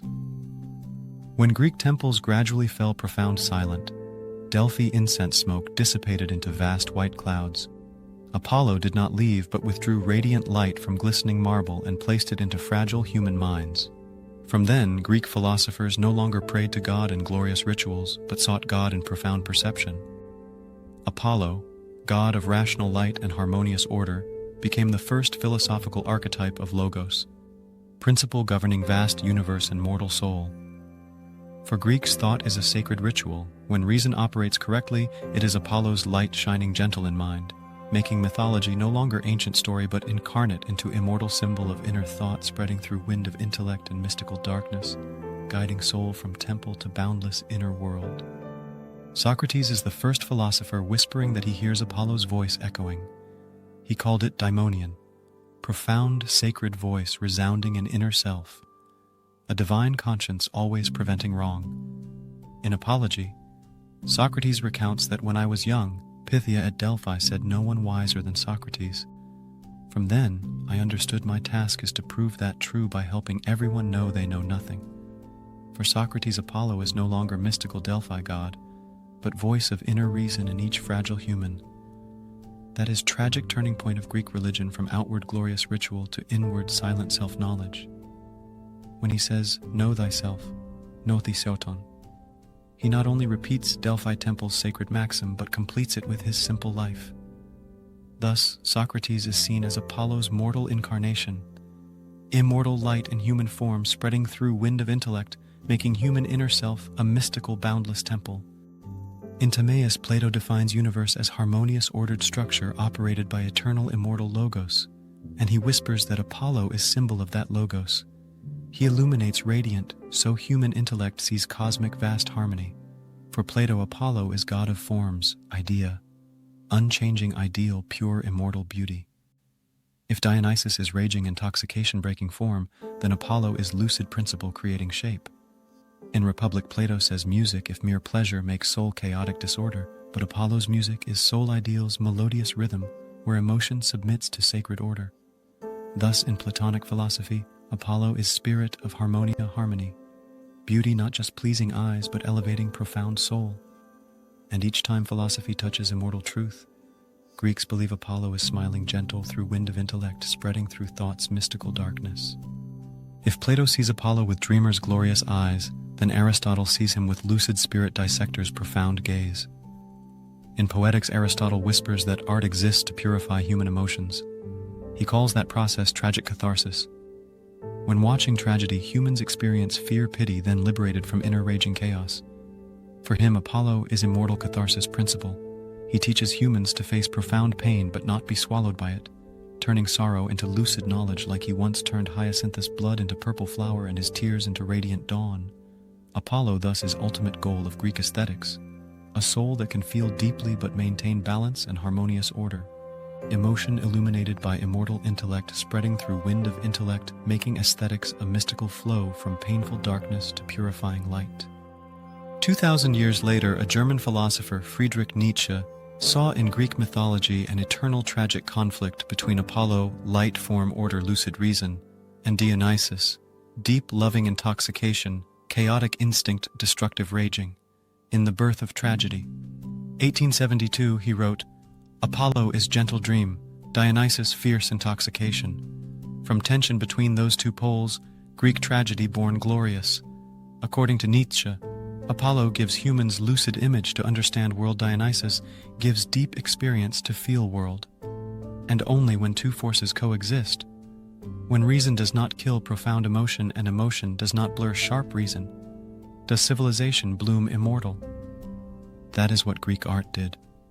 From Apollo's light and Dionysus's intoxicating wine sprout tragedies like Oedipus Rex, Antigone, Prometheus bound, where humans stand between two gods, both lucid and mad, both bright and sorrowful, making conflict a mystical flow, birthing tragedy, spreading through wind of intellect and boundless inner darkness.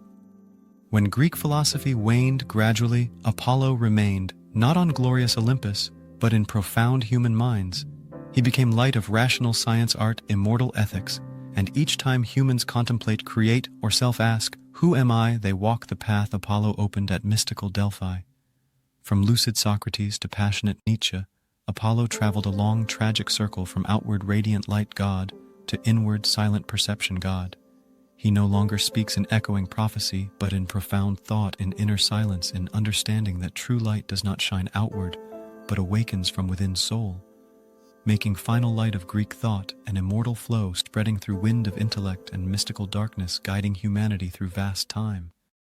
After Daphne's tragic spring is Hyacinthus' radiant summer. Young Spartan lad, beautiful to the point wind stops when passing through glistening hair. Apollo loved him with love without abyssal darkness. They threw discus under blue sky, laughed amid lush meadows. And each dusk Apollo's light shone only on Hyacinthus' hair like glorious golden silk. But jealousy also knows deep love. Wind god Zephyrus, who once loved Hyacinthus but was rejected, angered, changed whispering wind direction when Apollo threw discus soaring high. The discus soared back in brief flash, cleaving lad's forehead deep red blood. Apollo embraced him, light in his eyes extinguished like spreading misty smoke. He collapsed, whispering, "Death came by my hand." but I will make you live in light forever immortal. From that blood grew purple hyacinth flower, petals thin like deep wound, and on petals carved ai cry of lament in ancient Greek echoing. From then, each time wind blows through meadows, the flower tilts lightly like bowing before God's tragic regret. Apollo turned pain into symbolic flower to remind true love does not lose. It only changes form smooth, like falling petals in dusk, carrying symbolic meaning of love stolen away but immortal through wind and misty mystical smoke. When light becomes network of Greek world, spreading through sea wind and merchant ships, connecting city-states in sacred immortal flow, where religion, politics, and commerce blend like breath of mystical Mediterranean. No Greek god has many temples spread vast like Apollo, from glistening Aegean islands to swirling Corinth Gulf. His name resounds in gentle incense smoke and profound oracles in melodious lyre tones, and even in bustling trade ports. Greeks not only worshipped him, but exchanged trade and decided wars under his immortal name. Apollo is radiant light network connecting city-states, where religion, politics, and commerce blend into Mediterranean's warm blood, making light no longer symbol but sacred lifeline spreading through sea wind and mystical waves. On overlapping Parnassus slope amid thin, misty fog, Delphi temple looks down valley like world's lucid eye. Greeks called here Omphalos, sacred earth's navel. Legend whispers that long ago Zeus released 2 eagles from world's 2 vast ends. They met exactly at mystical Delphi. From then, here became most sacred center where Apollo defeated primal darkness monster Python after laying foundation for radiant prophetic light era. In temple covered with sweet laurel scent, Pythia, gentle priestess, sat on gleaming bronze tripod inhaling divine smoke rising from deep rock crevice. And in Entheos, trance, immortal god possession, she spoke with Apollo's profound voice. From those words, kings, generals, and merchants decided who sails, who fights, who rules, who falls. Delphi is invisible political heart of Greek world, where all power bows before immortal light, making prophecy a mystical flow guiding fate through mountain wind and spreading misty smoke. In midst of vast Aegean sea, a small island once drifted rootless, until Leto stepped foot birthing twins, immortal Artemis and Apollo. When first light from God's eyes shone on radiant sky, the island trembled, then turned fixed, becoming sacred Delos. From then, Delos became where sun has roots, and Greeks believed all light returns here gentle. 6th century BCE, Delos became religious and commercial center of Delian League, where Athens built glistening treasury where ships bustled lively, and each year Delia festival held, with melodious music boat racing and solemn sacrifices. Archaeologists found over 30 temples, altars, and stone statues in mystical Delos, among them many carved lines. Apollo's light guides merchants and immortal warriors. Delos is not just birthplace, but origin point of order, where sun rises from swirling sea heart, making light symbol of fixation and prosperity spreading through lapping waves and whispering wind. Delphi is radiant center, but Apollo not in one place, but spreads through Clarion in Caria Didyma near Miletus Cumae in Italy, Patara in Lycia, satellite stations of sacred prophecy. At Clarion, melodious music and profound oracles blend one. Pilgrims hear lyre tones self-resound when God appears gentle. At Didyma, Persian kings once asked before glorious battle. Cumae, where prophetess Sibyl reads oracles in abyssal cave which later Romans saw as empire fate's immortal archive.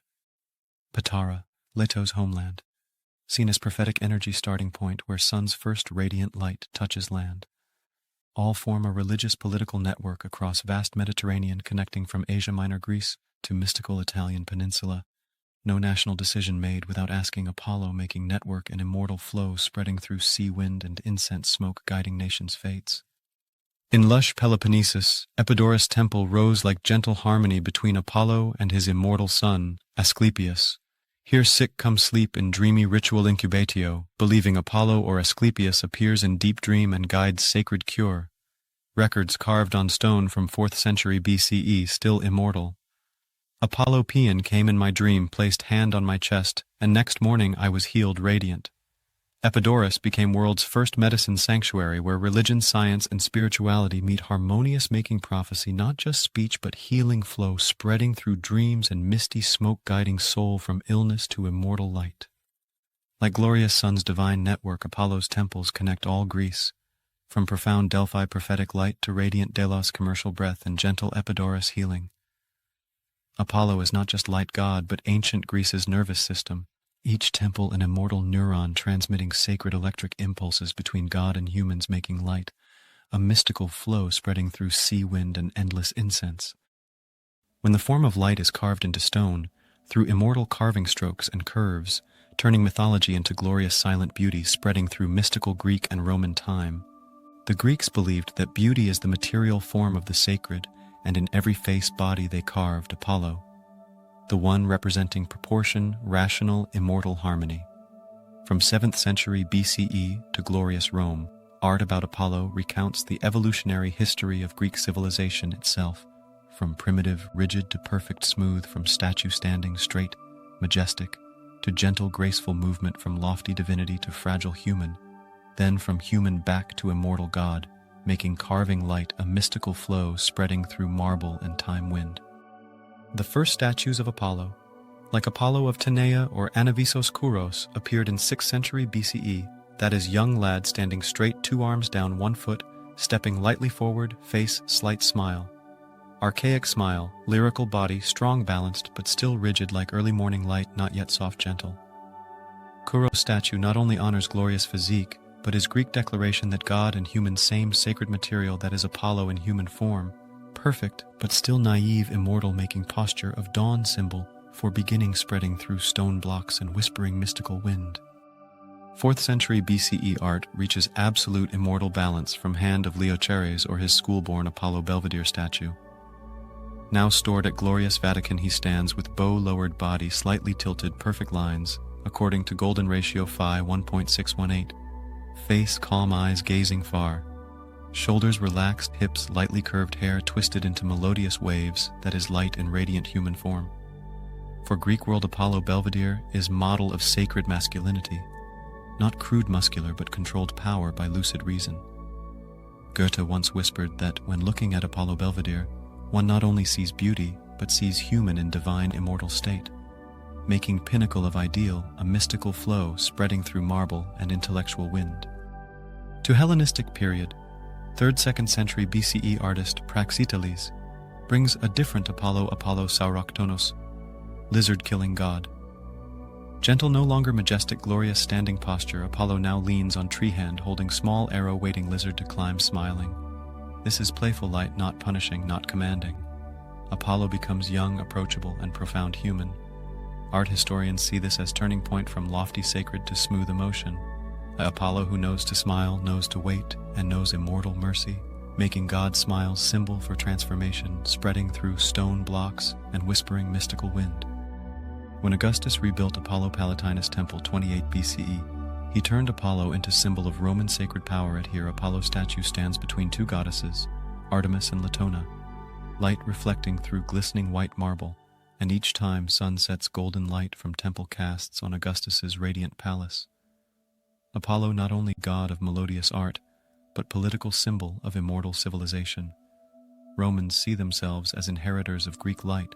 When Rome conquers vast world, Apollo, god of rational order and culture, becomes soul of Pax Romana.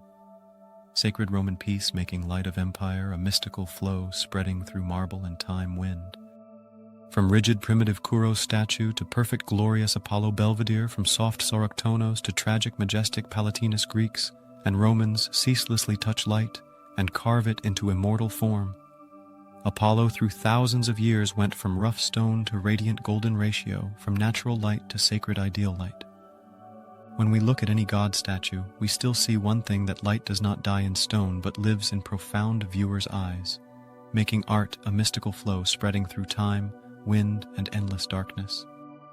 When Greek light wears Roman crown, spreading through empire wind and conquering darkness, turning mythology into immortal power and glorious flow of ancient history. When Rome conquers vast Greece, they do not destroy sacred mythology, but absorb it. Gentle Apollo, god of radiant light and lucid reason, called by old immortal name, but carries new profound meaning. He becomes Sol Invictus, unconquered sun, glorious in carved stelae and glistening coins. Augustus time. Apollo appears not only as artist carrying melodious lyre, but as flame illuminating path for vast empire god, no longer symbol only of art, but light of power, ethics, endless order making sun changes name a mystical flow spreading through conquering wind and historical darkness. No one uses Apollo strong glorious more than Emperor Augustus. After victory in Actium battle, 31 BCE he declares protected by sacred Apollo and builds great Apollo Palatinus temple on radiant Palatine Hill, right next to his immortal palace. From then, Apollo becomes protector god of Rome, symbol for Pax Romana, gentle Roman peace. Augustus self-claims Filius Apollinus, son of Apollo, turning god image into political foundation of profound dynasty. Poets like Virgil and Horace praise Augustus as mortal incarnation of Apollo person bringing radiant light after raging chaotic time in Aeneid. Virgil whispers, Apollo guides Rome like light leads soul through long abyssal night, making Augustus core of blend between divinity and power, spreading through empire wind and endless misty smoke. For Rome, Apollo not only radiant sun god, but archetype of rational justice and moderation. Three qualities Rome sees as root of immortal civilization when emperors erect Apollo statues in private glorious temples that not only sacred ritual, but political declaration, this empire illuminated by lucid reason Apollo. Thus is spiritual shadow of Augustus, a secular light, connecting power and profound morality, turning mythology into legitimizing tool for dynasty, making symbol of order, a mystical flow spreading through carved stone and immortal time wind. Apollo's light influences entire Roman Empire through vast paved roads, through ancient books, through glistening stone statues from mystical Delos sun to glorious Rome. Sun Apollo does not change, but wears emperor's robe immortal. That influence makes Roman culture blend with sacred Greece, turning light from physical to spiritual, spreading through conquering wind and historical darkness, making empire immortal symbol of reason and order profound. From radiant Palatinus temple, Apollo's light spreads across vast empire through paved roads, through books, through immortal stone statues from gentle Delos sun to glorious Rome. Sun Apollo does not change, but wears emperor's sacred robe, making light a mystical flow spreading through empire wind and endless misty smoke. When light becomes soul of new faith, hiding through church darkness and medieval wind, reborn through intellectual candlelight and sacred immortal flow of mystical theology. When Christianity rises, glorious Apollo temples gradually sink into dust, but his light does not extinguish, but transforms incarnates and reborn under different profound name, Christos Lux Mundi, Christ, light of the world, immortal. Early theologians like Justin Martyr and Augustine saw Apollo as prefiguring model of divine logos, a dim image of truth before Savior appears sacred. Apollo not erased from faith but hidden in theological concepts, gentle making God replaced a mystical flow spreading through medieval darkness and endless candle. In early Christian art, profound Christ often drawn with radiant halo like sun posture, standing straight, serene face, very like classical immortal Apollo, actually. Many 4th-5th century mosaics in glorious Ravenna draw Lord riding sun chariot image originally belonging to radiant Apollo. This is sacred metaphorical transfer. Physical light of ancient God becomes spiritual light of gentle God, making Apollo and Christos two blended symbols spreading through medieval wind and immortal church misty smoke. In dark Middle Ages, Apollo disappears from glorious temples but lives again in symbol of angels' light and immortal wisdom. He becomes archetype of virtus scientiae, virtue of profound knowledge in mystical monasteries, images of angels holding harp or knowledge books, exactly old Paean Apollo, sacred healer by melodious music and radiant light. Thinkers like Thomas Aquinas see light lumen as God's language, and unconsciously they speak in Apollo's sacred grammar, making Apollo hidden in angels' immortal symbols spreading through candlelight and mystical medieval wind. Apollo's influence on Christianity and Middle Ages through hiding in new glorious faith, reborn through intellectual candlelight and church immortal darkness, making theology a mystical flow connecting Greek past with Christian present profound. That influence turns light from physical to spiritual, spreading through medieval wind and endless misty smoke. When Europe steps into long medieval darkness, Apollo no longer stands on glorious Olympus, but hidden in sacred church walls in intellectual profound light, and in Gregorian music echoing like ancient immortal lyre. God does not disappear, but changes form to exist gentle, making light a mystical flow spreading through medieval wind and endless darkness. When light returns with human hands, reborn through Renaissance wind and romantic darkness, turning mythology into immortal ideal and glorious flow of art and thought. 15th century, Europe awakens. Radiant scholars from Florence, Rome, and Venice excavate profound ancient statues, and with glistening marble they excavate Apollo's immortal soul.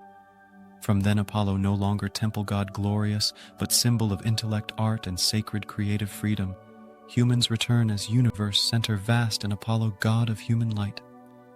Reborn radiant, making humans rediscover light, a mystical flow spreading through Renaissance wind and endless romantic darkness. Michelangelo, Raphael, Leonardo da Vinci, each in a way all see in Apollo, standard of male beauty and immortal wisdom. Michelangelo carves that light in glorious muscles of David. Raphael paints it in the Parnassus, where Apollo sits amid 9 melodious muses. Leonardo finds divine light in human body proportions. Exactly profound Apollonian harmonious symmetry transcending time. Sacred Apollo returns no longer god but ideal of perfect human profound making. Renaissance art core of ideal beauty spreading through carving strokes and time wind mystical. 17th century Gian Lorenzo Bernini brings mythology into glistening marble with masterpiece Apollo and Daphne. 1625, glorious in moment. Daphne turns to fresh green laurel tree. Apollo extends hand just touching, just losing tragic hair to leaves, feet to roots, skin to bark, and God's light like condensed on fingertip gentle. That is moment mythology becomes living art where tragic love and transformation blend in one sacred breath. Bernini not only carves stone but carves light into immortal movement, making Baroque symbol of moment of incarnation spreading through marble and romantic mystical wind. 19th century Goethe, Shelley, Keats, and romantic poets whisper call Apollo god of poetry and intellectual light, immortal in hymn to Apollo. Keats writes his light falls on my pen and each written word becomes small radiant sun. Goethe sees Apollo as lucid artistic spirit opposing Dionysus. Wild emotional source raging those two principles, Apollonian and Dionysian, still continue shaping Western art throughout 500 profound years, from Apollonian order in classical architecture to symmetrical thought in Mozart and Haydn. Glorious music Apollo is principle of aesthetic order harmonia. Beauty, not just pleasing eyes, but elevating profound soul-making influence on poetry and thought, a mystical flow spreading through romantic wind and endless darkness. From mystical ancient Delphi to radiant Louvre gallery, from sacred Greek sunlight to Florence, humanistic light, profound Apollo completed a tragic circle from divinity. Humanizing to humanity, divinizing, immortal, he is civilization's never-extinguishing light flame, connecting past and present mythology and reason, poetry and science, art and truth. Glorious making light, a mystical flow spreading through era, wind, and endless darkness. When ancient light shines through every civilization lens, reborn through Nile wind and Ganges darkness, turning mythology into immortal symbol of global reason and glorious flow of humanity. After thousands of years covered by theological darkness, Apollo's light returns through modern philosophy, as radiant symbol for rational ego and human science immortal. No longer God-carrying melodious lyre, but metaphor for spiritual order, for human power, controlling chaos by profound knowledge, making philosophy meets sun god again. A mystical flow spreading through modern wind and endless inner darkness, reborn ancient light through psychology and vast universe lens. In The Birth of Tragedy, 1872, Nietzsche places Apollo and Dionysus as two glorious poles of existence. Apollo, reason, form, dream, radiant light. Dionysus, emotion, instinct, intoxication, abyssal darkness. Nietzsche, not worship one side, but whispers only when Apollo and Dionysus coexist. World beautiful, and humans live true immortal, that is, principle balancing between lucid consciousness and raging unconscious, between sharp science and melodious art, between harmonious ordered creation and profound breeding chaos, making from mythology to ontology core, of a blend spreading through philosophical wind and endless inner darkness. 20th century Apollo steps into mystical psychology realm with Freud. Apollo symbolizes ego, lucid self-controlling instinctual desires, id human fragile Dionysian dark region with Carl Jung. Apollo is light consciousness archetype of consciousness, leading humans through collective unconscious darkness to achieve profound individuation. In Jung language, each time we recognize a part of our shadow, we pass through Apollo's sacred door, God no longer religious symbol but metaphor for humanity's spiritual therapeutic journey, immortal making light of consciousness. immortal symbol spreading through psychological wind and mystical inner darkness. 1961, when NASA chooses Apollo name for moon conquest program, vast, that not just a name but philosophical declaration of humanity. Glorious Apollo god riding sun chariot, now symbol for intellect reaching radiant sky from Apollo 1 to Apollo 17, humans turned mythology into reality light. No longer only shines down Earth, but humans carry it up to immortal sky. When Neil Armstrong steps on Moon 1969, he completed Delphi prophecy. O humans, know thyself. For then humanity truly saw itself from profound space, making modern science immortal influence spreading through cosmic wind and mystical inner darkness. From Nietzsche to NASA, Apollo passes philosophy, psychology, science. Like evolutionary symbol of human reason, immortal, he is last living god in machine age, hidden in glistening telescope and sharp chip and radiant knowledge, light making light, a mystical flow spreading through modern wind and endless darkness, reborn through ages. When mythology steps into 21st century, reborn through screen wind and digital darkness, turning legend into immortal symbol of modern intellect and glorious flow of contemporary culture, modern world no longer sacrifices under ancient stone temples, but still worships gods. On glistening screen and raging game, in profound novel and among hundreds returning glorious gods, Apollo still stands center. Classical light in electronic era immortal making. Mythology returns through screen, a mystical flow spreading through digital wind and endless contemporary darkness, reborn light through ages. Percy Jackson Apollo is light god, both humorous and majestic symbol for light with profound wisdom and humanity. Hades game recreates Apollo through melodious music symbol and illuminating power. Radiant Assassin's Creed Odyssey and God of War use Delphi temple image, sacred lyre, echoing and mystical prophecy as underlying thread, where Apollo still keeper of key between humans and immortal gods in each recreation. He both old as profound mythology and new as glistening technology, making on film and games core of blend, spreading through screen wind and digital endless darkness. Today, Apollonian becomes profound cultural concept. An Apollonian person is calm, intellectual, disciplined, living by reason and immortal principle in opposition. Dionysian only person living by emotion, instinct, intoxicating, raging. Those two words originating from glorious Nietzsche now become pair of modern personality categories. Sacred Apollo still lives, not in stone temple, but in language describing profound human making. Contemporary symbol, immortal symbol spreading through cultural wind and mystical inner darkness. Apollo still model of bright, balanced, ideal beauty. Radiant big brands Versace, Bulgari, Balmain use Apollo statue as symbol. Perfect beauty. Flawless, fearless, immortal in music, from melodious Mozart to profound Pink Floyd. Apollonian order still exists. Sound bright, logical, refined, not excessive like light spreading through glistening crystal, making influence on art, fashion, music. A mystical flow spreading through contemporary wind and endless darkness. From ancient Delos to radiant Hollywood, from melodious lyre to raging electric guitar, Apollo still light in every creative form, immortal.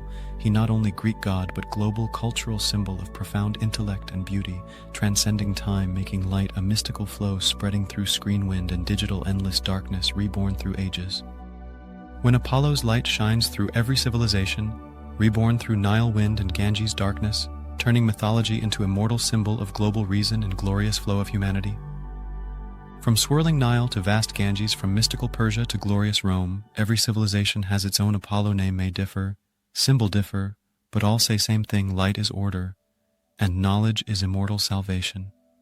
Making Apollo's light shines through every civilization, a mystical flow spreading through global wind and endless historical darkness, reborn through ages.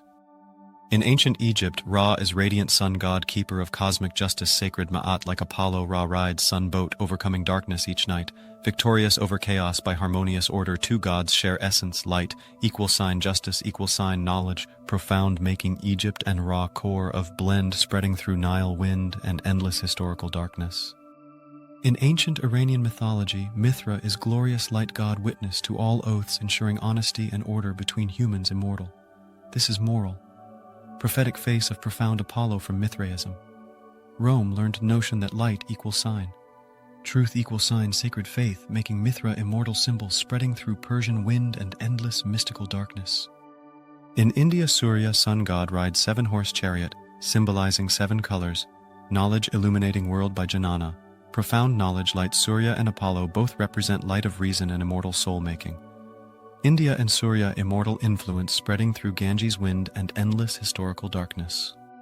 From Judaism, Christianity, Christos, light of Logos. In Christian theology, Christos, Lux Mundi, light of the world, is direct inheriting image of Apollo. Both are divine Logos, creative reason, and sacred salvation from Delphi to Jerusalem.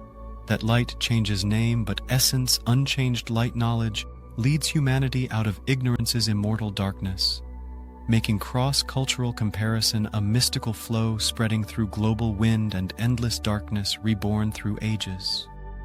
When Apollo becomes torch of humanity, reborn through philosophical wind and scientific darkness, turning mythology into immortal essence of thought and glorious flow of history, from Delos' sun, God, mystical Apollo became symbol of reason and immortal enlightenment, no longer stone temple, no longer sacred sacrifice, but each time humans choose light over darkness, he still worshipped. By profound understanding, action making religion from God to spirit, a mystical flow spreading through inner wind and endless darkness, reborn through ages. Apollo is radiant sun of Greek philosophy. He illuminates every thought from Know Thyself of lucid Socrates to profound Plato, Logos to Aristotle, catharsis, harmonious, then Freud, ego, psychological, and Jung, consciousness, mystical. He is light line connecting all human perception forms, immortal making philosophy. Archetype of Logos, immortal core, spreading through philosophical wind and mystical inner darkness. Apollo is symbol of perfect masculinity. Beauty not violent but profound harmony, not emotionless but full of rational deep, from glorious Belvedere to tragic Bernini, from melodious Raphael to romantic Keats, he's still shape of ideal art, immortal making art, eternal model, immortal symbol spreading through creative wind and endless darkness. From mystical Delphi to glorious Rome, Apollo always represents order, justice, and wisdom in sacred power, from Croesus king to Augustus. Every Greco-Roman leader once illuminated by immortal Apollo. Prophetic God becomes symbol of enlightened ruler, light ruling instead of raging violence, making politics and civilization immortal influence spreading through power, wind, and mystical historical darkness. From melodious lyre to glistening satellite, Apollo accompanied humanity throughout 3,000 immortal years, when NASA names Apollo for Radiant Moon program, that is last declaration of Greece to universe. O humans, know thyself, for then humanity truly saw itself from profound space, making science and modern times a mystical flow spreading through cosmic wind and endless darkness, reborn through ages. Apollo is Greece's eternal torch and human lucid self immortal. He teaches us that light not in sky, but in intellect and art and self-knowledge, profound from Delphi to NASA, from sun chariot, glorious to radiant. Apollo 11 ship, from echoing prophecy to sharp physics equation, we still walk his immortal path, light that not belong to mythology but us. When know thyself sacred,